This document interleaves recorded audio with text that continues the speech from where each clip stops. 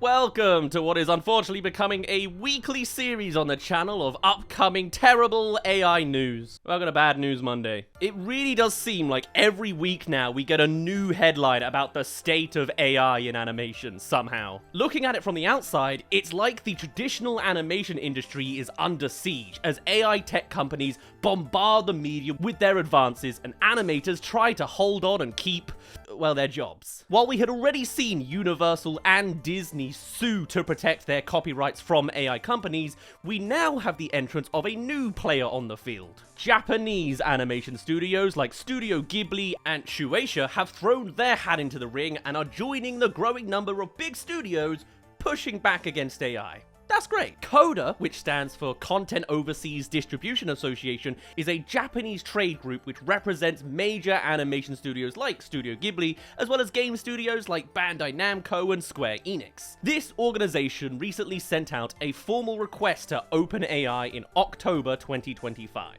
with the focus being to stop the company from using their copyrighted content for AI training without their express permission. And this move echoes the lawsuit jointly launched by Disney and Universal earlier this year. And to be honest, I'm not shocked to see Studio Ghibli is particularly getting involved here, as they were probably one of the biggest targets as well when AI came to take over everyone's IP. You've heard it before. AI Ghibli was a good trend for a while and is likely still around in promptings everywhere. And I'm sure that's partially the reason why they were so motivated to go against these companies, as it was one of the most popular styles for AI image generation, to the point that even the US government getting involved at one point, posting their own AI-generated Ghibli-style images. But it is the US government, so, you know, don't expect them to have much media literacy in understanding Ghibli movies anyway.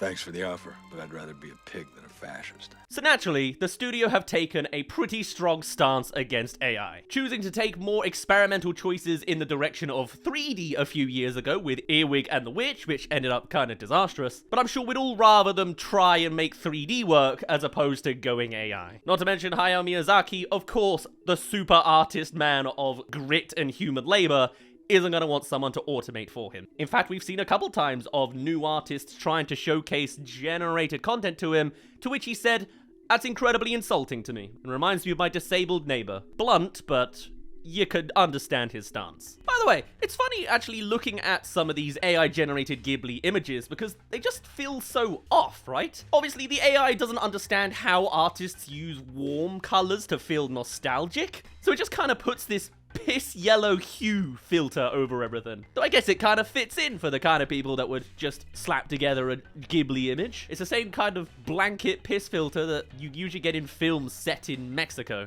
for some reason. But either way, Ghibli and their Coca partners are fighting back against this blatant ripping off of their content and art styles, which is good news this week, right? Unfortunately, maybe I wouldn't quite count it as a win just yet. Because, first and foremost, as far as I can tell, Coca has just sent a strongly worded letter at the moment. This isn't an actual lawsuit. In terms of the actual lawsuits filed on the Western Front, allegiances vary. Whilst Disney has taken the side of copyright protection against AI models, they are still at least exploring the feasibility of developing AI content themselves. Oh, and also, the whole Disney Plus thing, this was recorded before Disney announced that they are also bringing their own generative AI to the service. We've got a whole dedicated video to that can of worms, but yes, that's also a thing.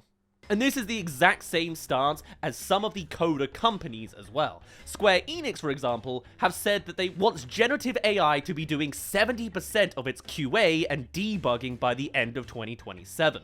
So it's less about fighting AI as a whole, and more just about protecting copyrights of some of the wealthiest companies in the world. If this continues to be the stance that companies take, I'm not sure much will happen other than some light copyright control on AI generation models like Sora. Perhaps we'll see copyrighted terms banned, but other than that, I'm not sure there's much these companies can do. What legal mechanism exists for stopping AI scraping, especially when sometimes it's completely undetectable? Animation as an industry needs to hold firm against AI in as many places as they can. And just this year, the animation world has several contested battlegrounds in the war against AI. And the situation is rather dire in many of these places.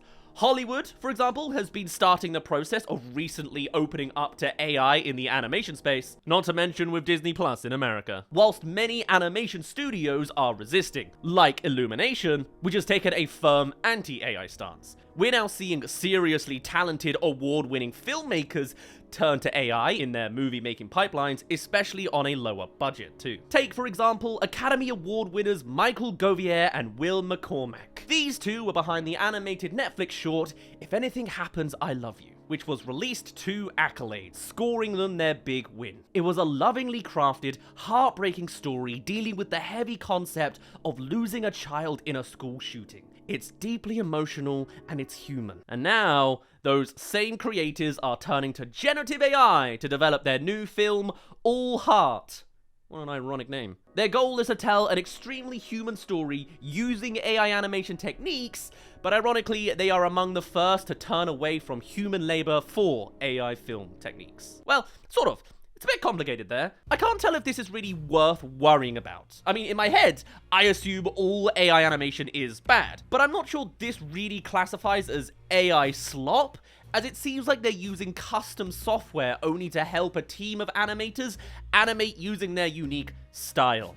We're coming to some of the grey areas on the in-between of this spectrum. If it's used in a way that can still maintain jobs, you just have consumable artists that are knowingly putting their art into an AI machine to replicate the rest, is that just the new form of the job hierarchy in an AI animation pipeline?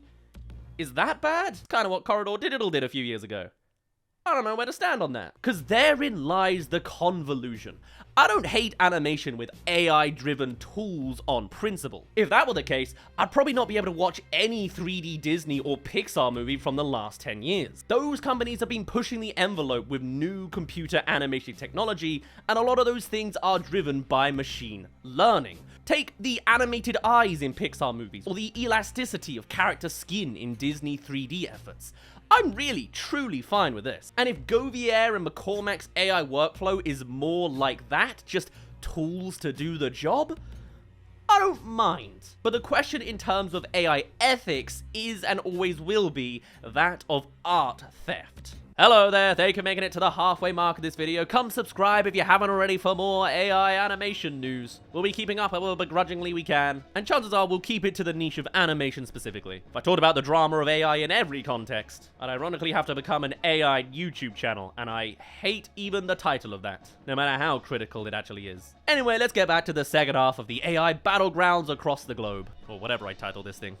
But the question in terms of AI ethics is and always will be that of art theft. AI models that scrape the work of others without permission and compensation are ethically dubious at best and downright criminal at worst, and I will never support the use of these models to replace the very artists that they steal from, especially when they look as ugly as they do, like all of the stuff I'm playing in the background of this video. We're not even going to address yet the horrendous shock humor that people have been using AI as a platform to spout out. This AI news is coming as too much too fast. So bringing it back to AI tools in the pipeline, this latest project could simply be leveraging of new tools that push the animation industry forwards, you know, the kind of thing that has always happened within this industry of creatives. But on the other hand, this looks like a slippery slope. It clearly isn't a team with a massive budget, and the idea of democratizing creativity isn't bad on paper, but this technology has the power to do a lot of damage when used sloppily. It's just a question of whether this counts as AI slop, or more like the Spider-Verse sort of thing with the AI-generated noses and in-betweens. I think a lot of this will come down to what the final project turns out to be, and hopefully we see the behind the scenes of how they made it, but certainly as a gut reaction, it leaves me, We'll see which way the needle leans. This kind of debate would have been a lot clearer just a few years ago, but again, right now, as things are, the battleground of the fight against AI gets more complicated and more messy every day. Because then there's also the indie question as well. As high-profile players in the industry have been embracing the new technology, it's gonna make it cheaper and cheaper for these companies to produce animation. At some point, there's no way indie animation companies will be able to keep up with either a premium quality human animation that provides a similar service to that which these companies use to produce, which isn't always possible, or B, sink into AI themselves. This feels like a slide into a total AI takeover of indie animation. If I Google it now, I can find a dozen or so tutorials on how to generate animated footage that's supposed to be Pixar quality. And I mean, yeah, it's clearly not Pixar quality, but the point still stands. The tools are out there and people are starting to embrace them, especially when they have no animation budget. There's outright, while trying to find new footage for the background of this video, dedicated Zootopia AI-generated shorts. It's a little bit more than just a singular shot, and there's all sorts of inconsistencies between the shorts, but directly on the Disney IP, AI generation is being used to tell new stories, and the first thing they go for is, abortions. Okay. I'd rather people learn how to animate and make something the traditional way. Or is that just the new boomer take of the older ways of animation? Well, hey, I'm happy to draw my line in the sand here, because at least I'm not stealing from real people. Maybe the general idea of this is excusable on an indie level, but on a corporate professional level, it's just downright depressing.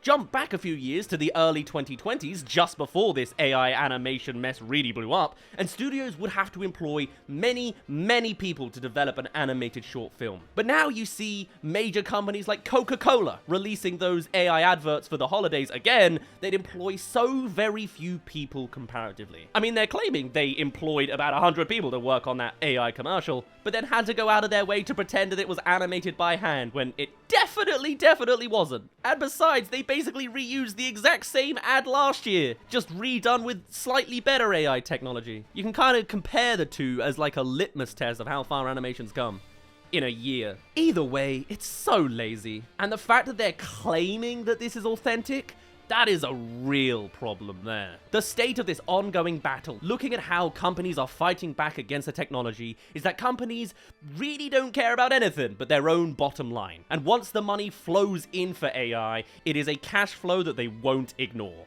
If you think it's bad now, when there's money to be made, we'll be looking at a whole new slate of corporate-backed AI horrors, driven by advances in AI video tech with very little regulation. Disney Plus. And I bet it won't even take that much money. As long as it turns a profit, it doesn't matter how low the quality is. Oh god, that too. From lawsuits from Disney and Universal in the West to strongly worded letters over in the East, the European market going down to AI slop for children's content with Belgium and Maya and the Bee, as well as top tier creatives around Netflix on the high end and indie YouTube videos on the low end. Sometimes it really does feel like we're already losing the battle against AI, specifically in the niche of animation. Although it doesn't look too great anywhere else. Maybe we'll also have to put together a guide of how to spot AI writing. Is it just a foregone conclusion? Well, the dark side of AI animation may be quick and easy, but the way we can fight it all really is quite simple. Resist the temptation to use AI to animate yourself, and don't spend money watching any AI content either. Don't go and see the first AI movie, you know? Build good stuff without it. If you've considered animation, take a shot at learning Blender or another software. Because if there's so much slop on the way, if anything, it's gonna make human work shine even brighter than it otherwise would. A lot of indie animators start out raw, with their work choppy and ugly even, and even that would be guaranteed to look more interesting than the badly homogenized AI-generated look of films like Critters. Animation is slow, but it is so rewarding. So try to tell the story you want to tell. Learn and take things step by step. Well, hey, maybe there's going to be a growing trend of unfinished shots so that it looks incomplete to prove that it was built up to that point. You know? A rise of not perfect lighting anymore, and early behind the scenes footage. Interesting. At the end of the day, when the money does start flowing in, the best thing to remember is vote with your wallet. As long as there is a more ethical, better quality alternative to AI animation, I think it makes sense to put our time and money there, instead of with this slop. For now though, I'd best finally end it off there. My name's been Daz. Thank you very much for reaching the end of this terrible news Monday, I guess. I'd love to hear all your thoughts on the things we've mentioned about AI this video. God, it's really coming at us fast. Anyway, I shall see you all in a little bit. Cheerio!